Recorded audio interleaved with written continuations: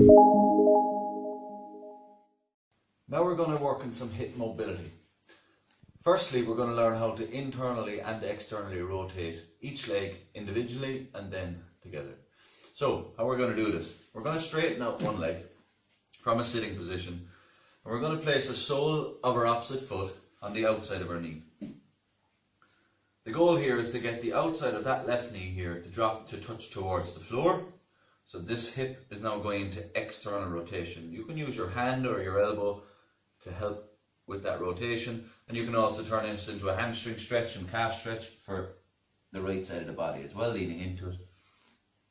To bring that now into internal rotation, we want to go the opposite way. So we're going to go towards our opposite shoulder and give it a nice hug.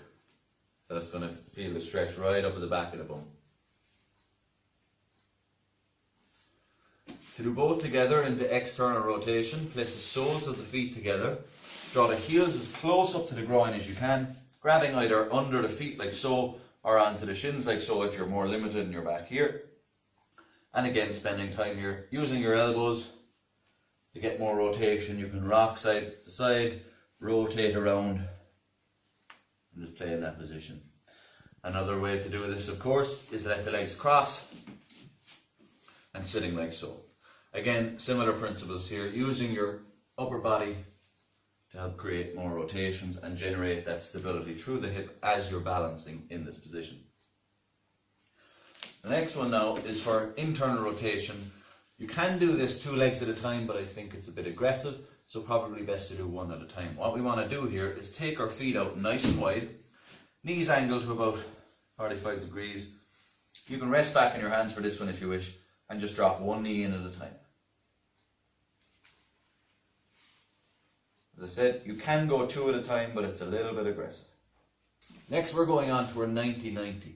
The 90-90 is a combination of both internal and external rotation, with 1 doing internal and 1 doing external respectively. So how we're going to do this, we're going to kind of as if we're going to lie to the side and leave our legs fall like so. Now, I want to get this leg behind me so that it's going in the line directly across my chest. My other leg here is going straight out, so I'm creating a 90-degree angle with my body. The next important step is that the knee joint itself is at 90 degrees.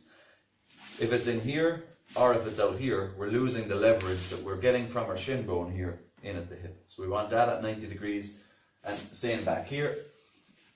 And we want it so that my right shin bone here is parallel with my left thigh bone and my left shin bone is parallel with my right thigh bone. Ideally, we're able to do this hands-free. If needs be, you might be back like so, that's okay. Just know that the direction we want to work on is getting that way eventually and getting this back bum cheek as close to the ground as we can. Next, we're going to learn how to turn in position within the 90-90. This is a great way to generate torque and control through the hips. What we want to make sure here is as we're turning that our feet aren't gliding across the floor, that they're stuck in position. That keeps the connection from the bottom all the way up to the hip.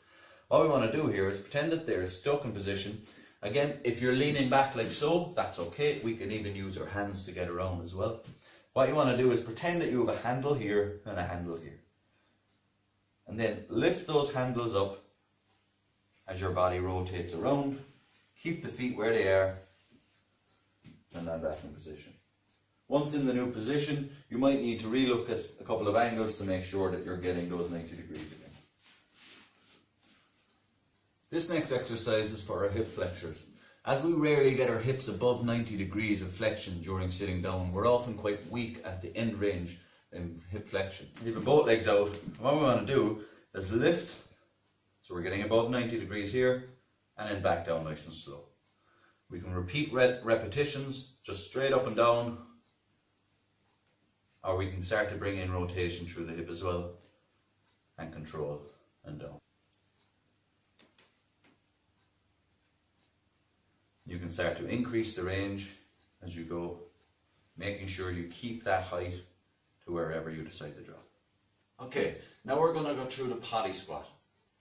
There are 3 main steps to this. 1, we want our feet about shoulder width apart.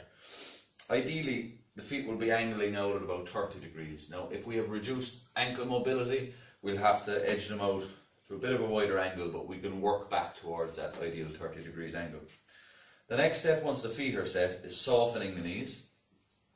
And then the third step, this is very important so we don't overload the knees, is we want to get the bum straight back.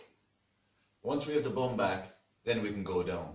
Now, one thing as well to be careful of going down is the knees. So you want the knees to continue in that angle as you're going down. You don't want the knees collapsing in or overly outwards as well. So you want to continue in the line of the feet. So once the bum is back, the knees are soft, then it's just down. If you feel that you're being sprung backwards, well then that will require more ankle mobility work. So particularly your ankle joint to close.